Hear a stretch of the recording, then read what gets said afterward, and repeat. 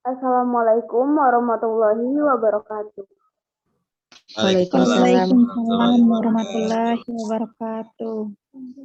Baik, kami dari kelompok 1 akan memaparkan materi kimia transaminasi dengan beranggotakan kelompok. Yang pertama Putri Wandira, Unika Kamila, Eftiza Kurniasari, Adinda Putri Priyani, Walia Wijayani, dan M. Nur Brata Wijaya. Baik, kepada Saudari Putri Wandira, saya persilakan untuk membuka sesi presentasi hari ini. Baik, terima kasih moderator. Saya Putri Wandira dengan NIM 34 2021 008. Di sini saya akan memaparkan pemateri pertama.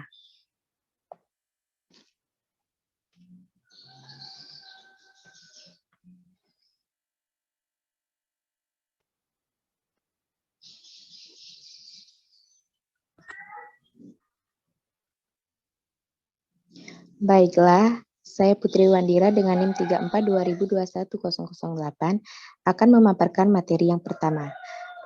Transaminasi. Reaksi transaminasi adalah proses perubahan asam amino menjadi jenis asam amino lain. Proses transaminasi didahului oleh perubahan asam amino menjadi bentuk asam keto. Secara skematik digambarkan sebagai berikut. Alanin ditambah alpha min ketagolarat menjadi pirufat ditambah glutamat transaminasi terjadi pada berbagai jaringan. Dapat kita perhatikan pada gambar di samping, ada dua enzim penting dalam reaksi transaminasi, yaitu alanin transaminase dan glutamat transaminase yang bekerja sebagai katalis dalam reaksi berikut. Asam amino ditambah asam pirufat menghasilkan asam A-keto ditambah alanin. Asam amino ditambah asam A-keto glutarat menghasilkan asam A-keto ditambah asam glutamat. Dalam reaksi transaminasi ini, gugus amino dari suatu asam amino dipindahkan kepada salah satu dari tiga senyawa keto, asam pirufat, A-keto-glutarat, atau oksaloasetat, sehingga sedangkan asam amino semula diubah menjadi asam keto. Slide kedua.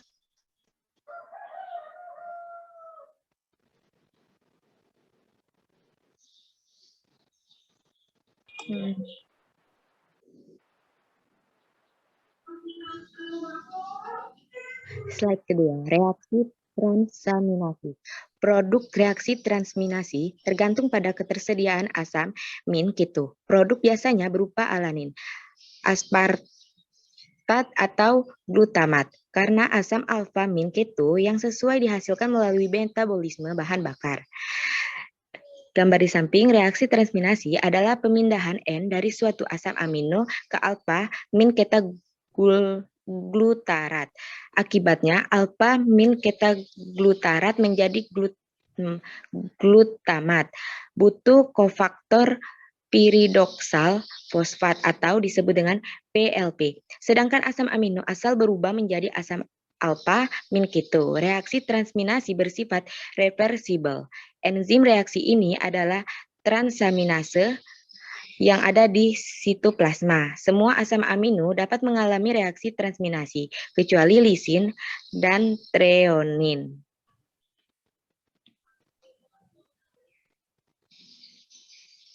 Baik, oke, next. Selanjutnya akan dibawakan materinya oleh Saudari Unika Kamila. Pada Saudari Unika Kamila, saya persilahkan. Terima kasih moderator. Saya akan melanjutkan presentasi. Metabolisme protein. Metabolisme protein merupakan proses kimia dan fisik yang mencakup pada perubahan atau anabolisme protein menjadi asam amino dan penguraian atau katabolisme asam amino pada protein. Protein ini berfungsi untuk mempertahankan fungsi sel-sel yang masih normal.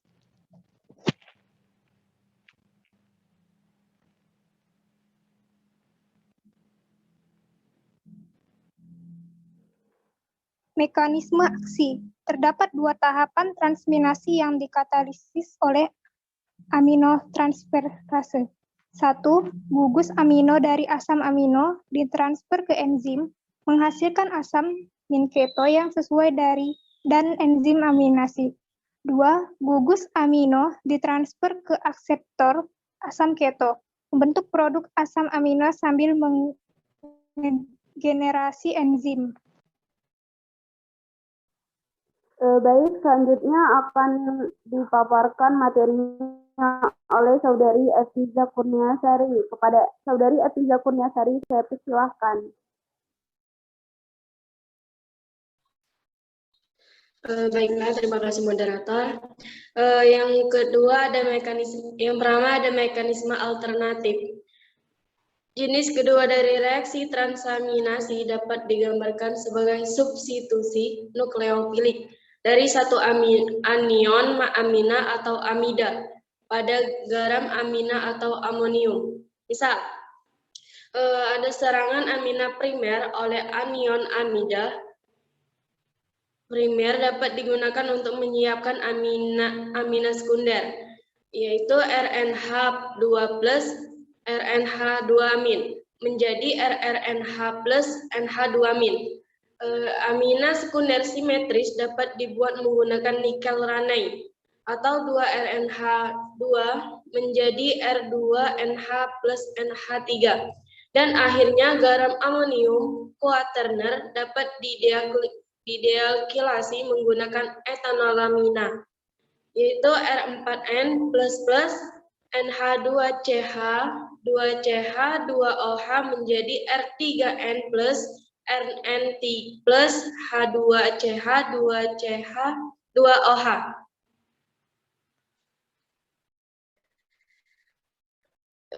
Katabolisme asam amino. Jalur metabolik utama dari asam-asam amino terdiri atas 3 jalur.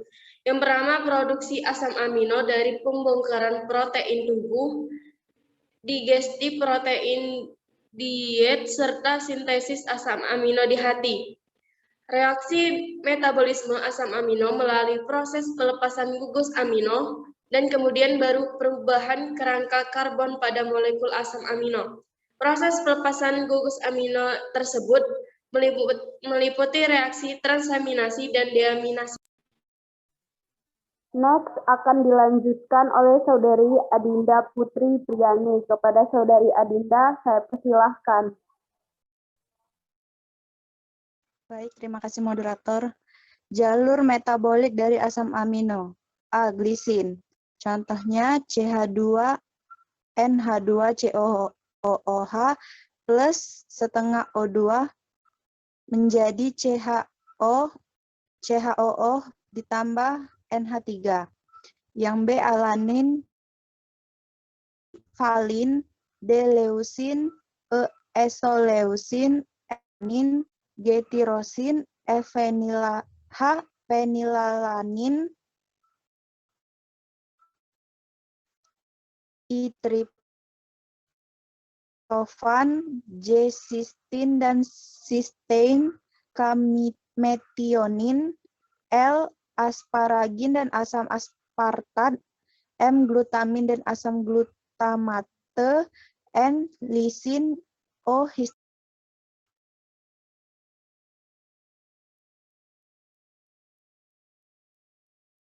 Baik, selanjutnya akan saya bacakan sendiri. Gugusan amina. Ada 2 tahap pelepasan gugus amina dari asam amino, yaitu yang pertama transaminasi. Enzim aminotransferase memindahkan amin kepada alfa ketoglutarat menghasilkan glutamat, atau kepada oksasaloasetat menghasilkan asparatat. Dan yang kedua, deaminasi oksidatif, pelepasan amin dari glutamat menghasilkan ion aminium. Sebagaimana contoh dapat teman-teman lihat pada gambar berikut ini, contoh reaksi transaminasi. Baik, selanjutnya akan dibawakan materinya oleh Saudara Brata Wijaya. Baiklah, dekarboksilasi oksidatif. Dekarboksilasi oksidatif bisa juga disebut sebagai reaksi antara karena dekarboksilasi oksidatif merupakan reaksi sebelum masuk ke tahap selanjutnya, yaitu siklus Krebs. Pada proses dekarboksilasi oksidatif, terjadi perubahan satu asam pirufat menjadi satu asetil CoA. Berikut gambar tahap dekarboksilasi oksidatif, bisa teman-teman lihat di bawah sini. Ini adalah tahapannya. Baik, selanjutnya.